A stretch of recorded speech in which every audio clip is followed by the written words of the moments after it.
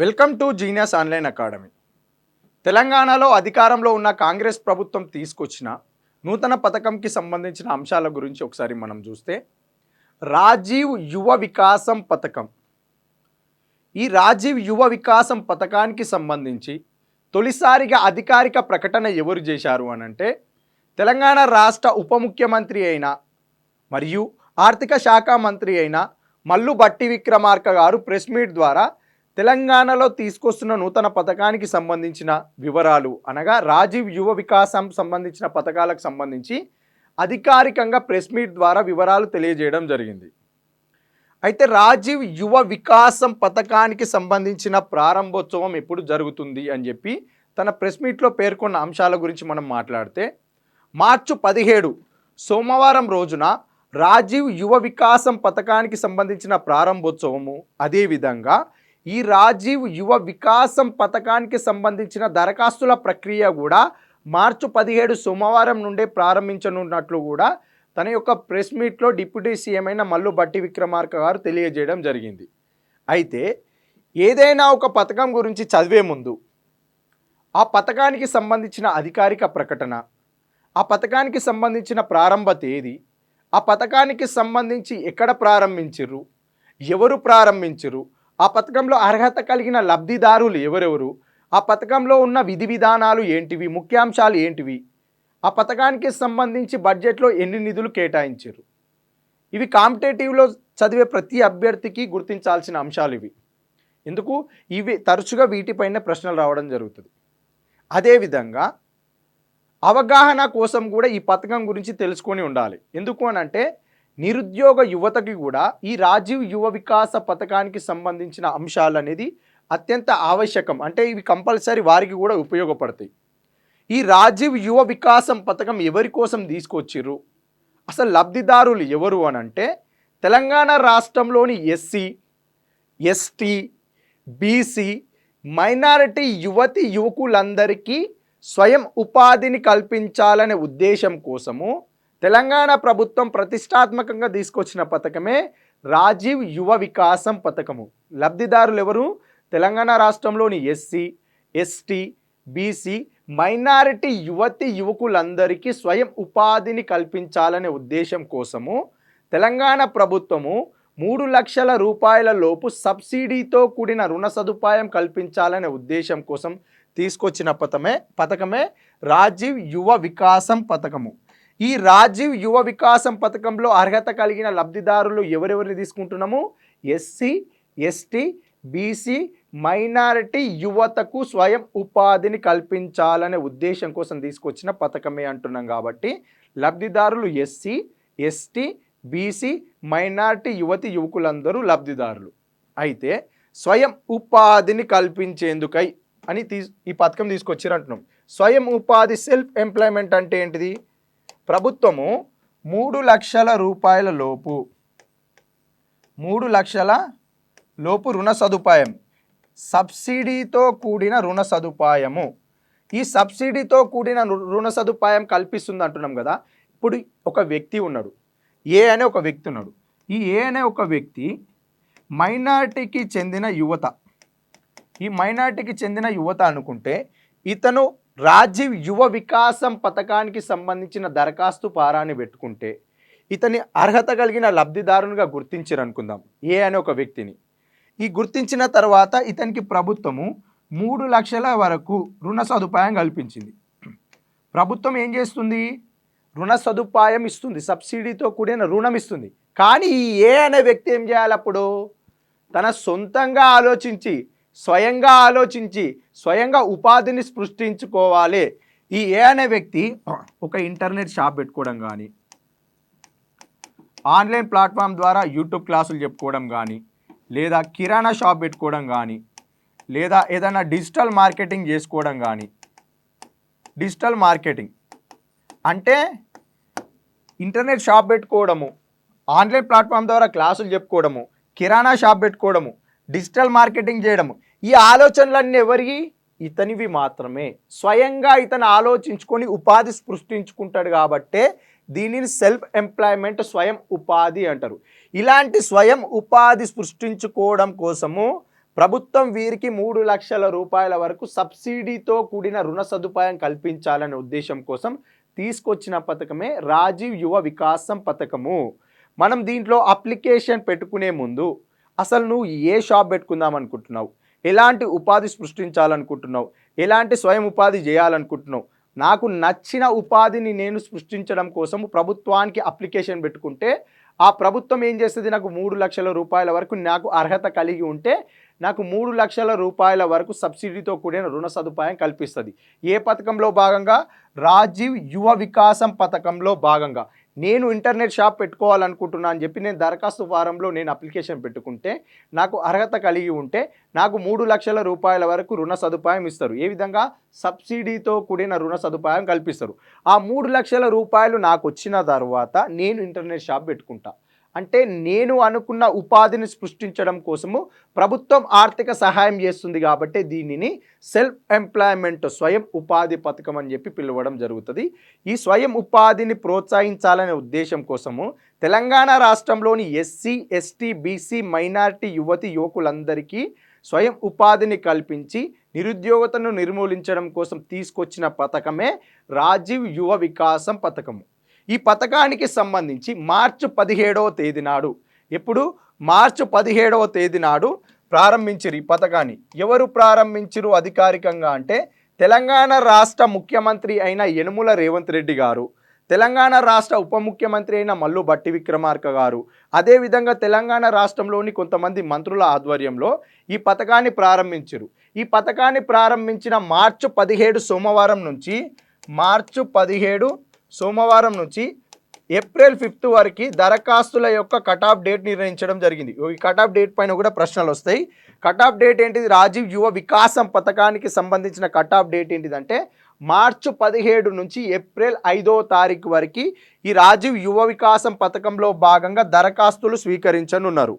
అయితే ఈ రాజీవ్ యువ వికాసం పథకానికి సంబంధించి ఇనిషియేటివ్ తీసుకున్న మంత్రులు ఎవరెవరు అనంటే తెలంగాణ రాష్ట్ర ఉప ముఖ్యమంత్రి అయిన మల్లు భట్టి విక్రమార్క గారు, అదేవిధంగా తెలంగాణ రాష్ట్రంలోని బీసీ సంక్షేమ శాఖ మంత్రి అయిన పొన్నం ప్రభాకర్ గౌడ్ గారి ఆధ్వర్యంలో ఈ పథకానికి సంబంధించి విధి విధానాలపైన ఒక సమీక్ష నిర్వహించడం జరిగింది.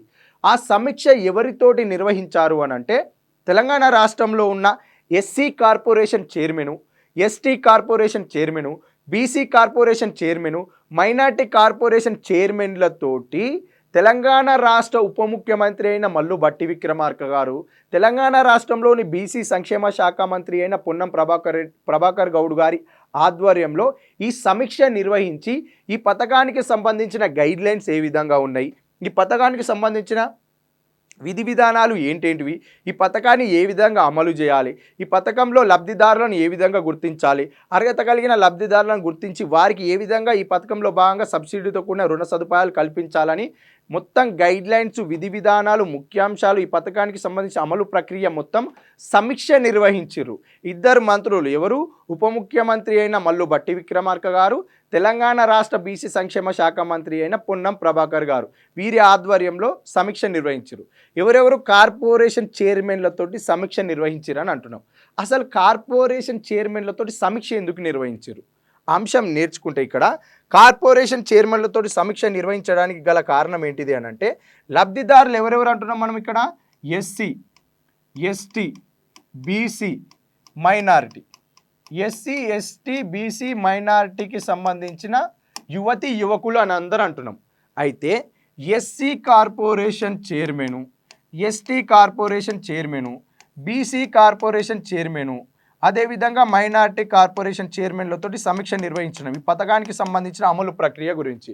అయితే ఎస్సీలలో ఎవరైతే యువకులు రాజీవ్ యువ వికాసం పథకంలో భాగంగా దరఖాస్తులు పెట్టుకుంటే, అప్లికేషన్ అప్లై చేస్తే, ఈ దరఖాస్తులు ఎవరెవరి ఎస్సీ యువకులు అందరియో వారికి సంబంధించిన వెరిఫికేషన్ ఎక్కడ జరుగుతుందంటే ఎస్సీ కార్పొరేషన్ ఆధ్వర్యంలో, చైర్మన్ ఆధ్వర్యంలో ఉండే అధికారులు ఉంటారు కదా, ఆ అధికారుల ఆధ్వర్యంలో వారి యొక్క లబ్ధిదారులను గుర్తించడం జరుగుతుంది. మళ్ళీ చెప్తున్నా, తెలంగాణ రాష్ట్రంలోని ఎస్సీలలో ఉండే యువకులందరూ రాజీవ్ యువ వికాసం పథకంలో భాగంగా దరఖాస్తు పెట్టుకుంటే వారికి సంబంధించిన వెరిఫికేషన్ ఎక్కడ జరుగుతుంది అని అంటే ఎస్సీ కార్పొరేషన్ వారి ఆధ్వర్యంలో చైర్మన్ ఆధ్వర్యంలో ఉండే అధికారులు ఉంటారు కదా, ఈ అధికారులు ఆ అప్లికేషన్కి సంబంధించిన ఆ దరఖాస్తులకు సంబంధించిన ఎవరెవరు దరఖాస్తులు పెట్టుకున్నారు, వారికి అర్హత కలిగి ఉందా లేదా, ఎవరు ఈ పథకంలో అర్హత కలిగి ఉంటారు, లబ్ధిదారులు ఎవరెవరు, వారికి సంబంధించిన పూర్తి సమాచారాన్ని ఇక్కడనే వెరిఫికేషన్ చేయడం జరుగుతుంది. ఇక్కడ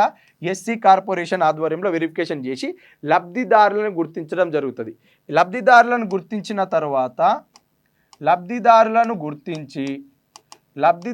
గుర్తించిన తర్వాత ఎవరైతే అర్హత కలిగి ఉన్న లబ్ధిదారులు ఉంటారో వారు ఎస్సీ కార్పొరేషన్ వారి ఆధ్వర్యంలోనే 3 లక్షల రూపాయల లోపు ప్రభుత్వం ఇచ్చే సబ్సిడీతో కూడిన రుణ సదుపాయం అనేది ఈ ఎస్సీ కార్పొరేషన్ ఆధ్వర్యంలోనే వారు రుణ సదుపాయం అనేది పొందే అవకాశం ఉంటుంది.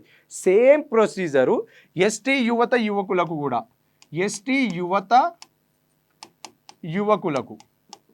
Same procedure. వీరు అప్లికేషన్ పెట్టుకుంటే వీరికి సంబంధించిన దరఖాస్తు ఫారాల ఎంక్వైరీ ఎక్కడ జరుగుతుంది, ఎస్టీ కార్పొరేషన్ ఆధ్వర్యంలో ఉండే అధికారులు మొత్తం వీరి యొక్క దరఖాస్తులను ఎంక్వైరీ చేసి లబ్ధిదారులను గుర్తించి వారికి ప్రభుత్వం తీసుకొచ్చిన రాజీవ్ యువ వికాసం పథకంలో భాగంగా అమలు ప్రక్రియ లబ్ధిదారులను గుర్తించి ఎవరికి ఎంత ఇవ్వాలి 3 లక్షల రూపాయల వరకు రుణ సదుపాయం ఇవ్వాలి. ఈ 3 లక్షల వరకు సబ్సిడీతో కూడిన రుణ సదుపాయం ఎస్టీ యువకులకు ఎవరి ఆధ్వర్యంలో ఇవ్వడం జరుగుతుంది, ఎస్టీ కార్పొరేషన్ ఆధ్వర్యంలో లబ్ధిదారులను గుర్తించి ఈ పథకాన్ని అమలు చేయడం జరుగుతుంది. సేమ్ బీసీ యువకులకు కూడా బీసీ కమిషన్ ఆధ్వర్యంలో, బీసీ కార్పొరేషన్ ఆధ్వర్యంలో, మైనారిటీ యువకులకు కూడా సేమ్ మైనార్టీ కార్పొరేషన్ ఆధ్వర్యంలోని ఈ పథకాన్ని అమలు ప్రక్రియ చేయడం జరుగుతుంది. కాబట్టి ఈ పథకాన్ని అమలు చేయడం జరుగుతుంది కాబట్టి గైడ్లైన్స్ ఎవరితో, చైర్మన్లతోటి, SC chairman, ST chairman, BC chairman, minority చైర్మన్లతోటి తెలంగాణ రాష్ట్ర ఉప ముఖ్యమంత్రి అయిన మల్లుభట్టి విక్రమార్క గారు, తెలంగాణ రాష్ట్ర బీసీ సంక్షేమ శాఖ మంత్రి అయిన పొన్నం ప్రభాకర్ గారి ఆధ్వర్యంలోని ఈ పథకానికి సంబంధించిన సమీక్ష నిర్వహించారు. ఈ చైర్మన్లతోటి 2 మంత్రులు సమీక్ష నిర్వహించారు. ఈ కమిషన్ల యొక్క కార్పొరేషన్ల ఆధ్వర్యంలోనే పథకం యొక్క అమలు ప్రక్రియ జరగనుంది కాబట్టి వీరితోటి సమీక్ష నిర్వహించారు. తర్వాత అంశం ఏంటిది అంటే మొత్తంగా ఈ పథకంలో భాగంగా 5 లక్షల మందికి, తెలంగాణ రాష్ట్రంలో 5 లక్షల మందికి స్వయం ఉపాధిని కల్పించాలని చెప్పి నిర్ణయించుకున్నారు. రాజీవ్ యువ వికాసం పథకంలో భాగంగా తెలంగాణ రాష్ట్రంలోని ఎస్సీ, ఎస్టీ, బీసీ, మైనార్టీకి చెందిన 5 లక్షల మంది యువకులందరికీ స్వయం ఉపాధిని కల్పించాలని చెప్పి నిర్ణయించుకోవడం జరిగింది. స్వయం ఉపాధి, సెల్ఫ్ ఎంప్లాయ్మెంట్. ఈ స్వయం ఉపాధి 5 లక్షల మందికి కల్పించడం కోసము 6,000 కోట్లకు పైగా నిధులు జమ చేయనున్నట్లు రాష్ట్ర ప్రభుత్వం ప్రకటించడం జరిగింది. ఈ పథకంలో భాగంగా 5 లక్షల మందికి స్వయం ఉపాధి కల్పించాలి అంటే 6,000 కోట్లకు పైగా నిధులు జమ చేయాలని చెప్పి ప్రభుత్వం నిర్ణయించుకున్నది. ఈ పథకానికి సంబంధించిన వివరాలలో ఎక్కువగా ఇప్పుడు ఎస్సీ, ఎస్టీ, బీసీ, ఈ మైనారిటీలలో అధిక పాపులేషన్ ఎవరు ఉంటారు, ఇక్కడ బీసీలు. ఈ లబ్ధిదారులు బీసీలలో ఎక్కువగా వచ్చే అవకాశం ఉందని చెప్పి కూడా గుర్తించడం జరిగింది. బీసీలలో అత్యధిక లబ్ధిదారులు వచ్చే అవకాశం ఉందని చెప్పి కూడా గుర్తించారు. ఈ పథకంలో భాగంగా మొత్తం 5 లక్షల మందికి స్వయం ఉపాధి కల్పించాలని చెప్పి నిర్ణయించుకున్నారు కదా. అయితే ప్రతి అసెంబ్లీ నియోజకవర్గానికి 5,000 మంది లబ్ధిదారులను గుర్తిస్తారు. మళ్ళీ చెప్తున్నా, తెలంగాణ రాష్ట్రంలో ఉన్న మొత్తం అసెంబ్లీ నియోజకవర్గాలలో ప్రతి అసెంబ్లీ నియోజకవర్గానికి 5,000 మంది లబ్ధిదారులను గుర్తించాలి. ఈ 5,000 మంది లబ్ధిదారులు ఎవరెవరు ఉంటారు, ఎస్సీ, ఎస్టీ, బీసీ, మైనార్టీకి చెందిన యువకులందరూ ఉంటారు. ఈ 5,000 మంది లబ్ధిదారులను గుర్తిస్తారు. ఒక అసెంబ్లీ నియోజకవర్గానికి 5,000 మంది లబ్ధిదారులు అని అంటే ఒక అసెంబ్లీ నియోజకవర్గంలో 5 నుండి 8 మండలాలు ఉంటాయి. ఎన్ని ఉంటాయి, 5 నుండి 8 మండలాలు. అంటే ఒక మండలానికి యావరేజ్గా, ఒక మండలానికి సగటుగా ఎంతమందిని సెలెక్ట్ చేస్తారంటే 700 నుంచి 1000 మంది లోపు లబ్ధిదారులను ఒక మండలంలో సుమారుగా సగటున 700 నుంచి 1000 మందిని గుర్తించి అసెంబ్లీ నియోజకవర్గానికైతే మొత్తంగా 5000 మంది లబ్ధిదారులను గుర్తించి ఈ పథకాన్ని అమలు చేయనున్నట్లు పేర్కొనడం జరిగింది.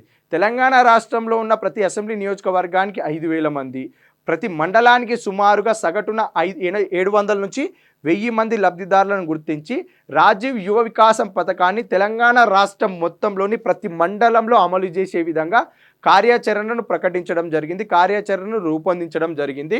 5 లక్షల మందిలో అసెంబ్లీ నియోజకవర్గానికి 5000 మంది, ప్రతి మండలానికి యావరేజ్గా సగటున 700 నుంచి 1000 మంది లబ్ధిదారులను గుర్తించి పథకాన్ని అమలు చేస్తారని అంటున్నాం కదా. అయితే ఈ 5 లక్షల మందిలో మొదటి సంవత్సరము అనగా ఇప్పుడున్న 2025-26 ఆర్థిక సంవత్సరానికి గాను 1.5 లక్షల మందికి, ఎంత 1.5 లక్షల మంది లబ్ధిదారులకు ప్రయోజనం చేకూర్చనున్నారు. ఎంత ఈ 5 లక్షల మందిలో ప్రస్తుతము 2025-26 ఆర్థిక సంవత్సరంలో 1.5 లక్షల మంది 1.5 లక్షల మందికి ఈ పథకంలో భాగంగా స్వయం ఉపాధి కల్పించనున్నారు. వీరి కోసం ప్రత్యేకంగా 2025-26 బడ్జెట్లో ఇంకొక 2 రోజుల్లో బడ్జెట్ ప్రవేశపెట్టే అవకాశం ఉంది. 2025-26 బడ్జెట్లో వీరి కోసం ప్రత్యేకంగా 2000 కోట్ల రూపాయలు బడ్జెట్లో ప్రకటించనున్నారు. ఎవరి కోసము? ఈ పథకంలో భాగంగా మొదటి సంవత్సరం 2025-26 ఆర్థిక సంవత్సరంలో 1.5 లక్షల మందికి స్వయం ఉపాధి కల్పించాలని చెప్పి 2000 కోట్ల రూపాయలు బడ్జెట్లో కూడా జమ చేయనున్నారు. మొత్తంగా పథకానికి 8000 కోట్ల అవసరం ఉన్నది, 6000 కోట్లకు పైగా నిధులు అవసరం ఉన్నది. 5 లక్షల మందికి స్వయం ఉపాధి కల్పించాలి.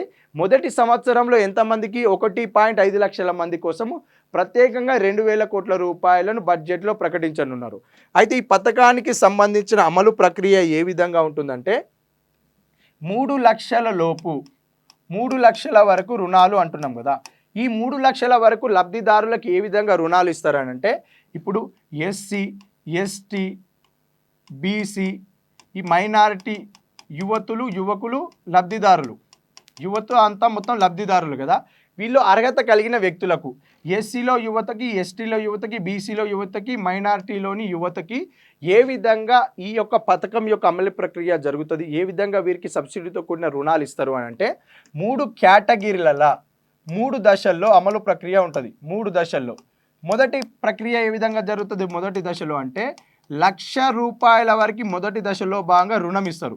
ఈ 1,00,000 రూపాయలకు ప్రభుత్వం 80% సబ్సిడీ అంటే 80,000 రూపాయలు సబ్సిడీ ప్రభుత్వమే ఇస్తుంది.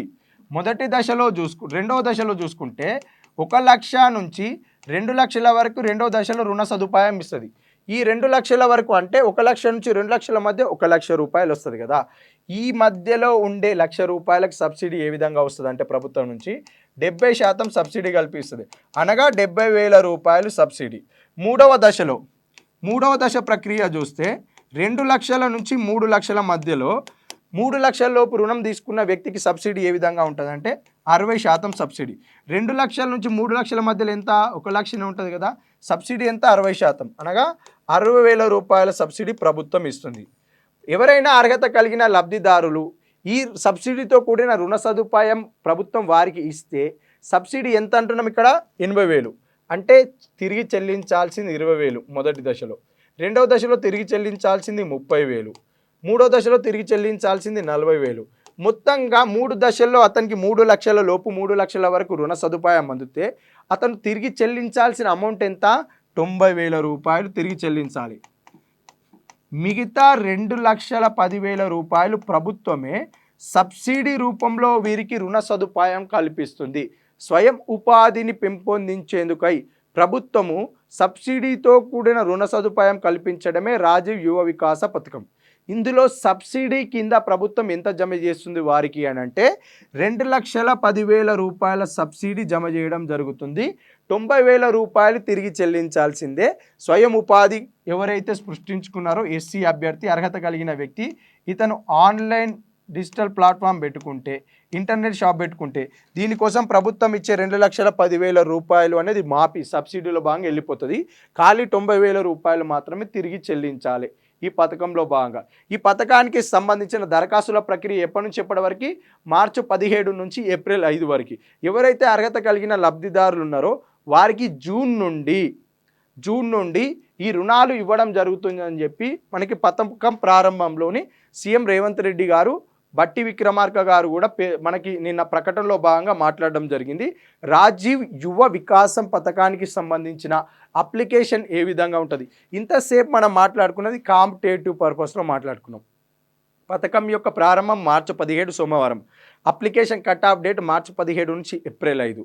ఎవరు ప్రారంభించరు? సీఎం ముఖ్యమంత్రి రేవంత్ రెడ్డి గారు, ఉప ముఖ్యమంత్రి అయిన బట్టి విక్రమార్క గారు, కొంతమంది మంత్రుల బృందంతో ప్రారంభించారు. అదేవిధంగా దీనిపైన సమీక్ష నిర్వహించిన మంత్రులు ఎవరు, ఏ కార్పొరేషన్ ఆధ్వర్యంలో ఈ పథకాన్ని అమలు చేస్తున్నారు, అదేవిధంగా ఈ పథకానికి సంబంధించి అత్యధిక లబ్ధిదారులు బీసీలలో గుర్తించడము, అదేవిధంగా లబ్ధిదారులు ఎవరు, ఎస్సీ ఎస్టీ బీసీ మైనార్టీ లబ్ధిదారులు, యువత లబ్ధిదారులు అన్నాం. దేనికోసం తీసుకొచ్చింది? సెల్ఫ్ ఎంప్లాయ్మెంట్ అన్నాం. ఈ పథకానికి అమలు ప్రక్రియ 3 దశలు అని మాట్లాడుతున్నాం. సబ్సిడీ ఎంత ఇస్తుంది? మొదటి దశలో, రెండో దశలో, 3 దశలో చూసినాం. ఇది కాంపిటేటివ్ ఎగ్జామ్లో క్వశ్చన్ అడిగే ఆస్కారం ఉన్న ఏరియాలు ఇవి. నెక్స్ట్ ఏంటిది అని అంటే, ఇది యువత కోసమే తీసుకొచ్చిన పథకమే కాబట్టి ఈ పథకానికి సంబంధించిన అప్లికేషన్ ప్రొసీజర్ ఏ విధంగా ఉంది, ఈ పథకానికి సంబంధించి దరఖాస్తు ప్రక్రియ ఏ విధంగా పెట్టుకోవాలి, ఆ దరఖాస్తులో ఉన్న అంశాలు ఏంటేంటివి, దాని గురించి కూడా మేము సపరేట్ క్లాస్ చెప్పి దాన్ని కూడా యూట్యూబ్లో అప్లోడ్ చేయడం జరుగుతుంది. ప్రస్తుతానికి ఈ వీడియోని చూడండి, తెలుసుకోండి. Please subscribe genius online academy YouTube channel.